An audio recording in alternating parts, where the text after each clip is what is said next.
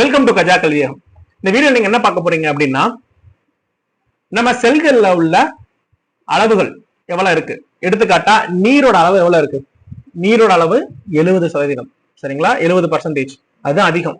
நீரின்றி அமையாத உலகு. அதே போல ஒவ்வொரு செல்களும் நீரால் உருவானவை.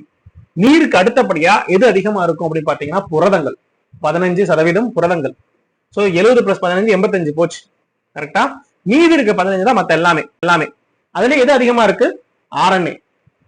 Okay, RNA is very very important than DNA. இப்ப டிஎன்ஏக்கு RNAக்கு என்ன வித்தியாசம் நம்ம முந்தைய வீடியோக்கள்ல பார்த்திருப்போம். சரிங்களா, தெரியாதவங்க இந்த வீடியோ கண்டிப்பா ஃபாலோ பண்ணிக்கோங்க. ரைட், அடுத்து டிஎன்ஏ சுருக்கமா சொன்னா டிஆக்சி ரைபோ நியூக்ளிக் ஆசிட், இது ரைபோ நியூக்ளிக் ஆசிட். அப்புறம் பாலிசாக்கரைட்ஸ். பாலிசாக்கரைட் என்ன? கூட்டு சர்க்கரைகள். சோ குளுக்கோஸ் எல்லாம் சேர்ந்து என்னவா மாறும்? ஸ்டார்ச்சா மாறலாம், கிளைகோஜனா மாறலாம்.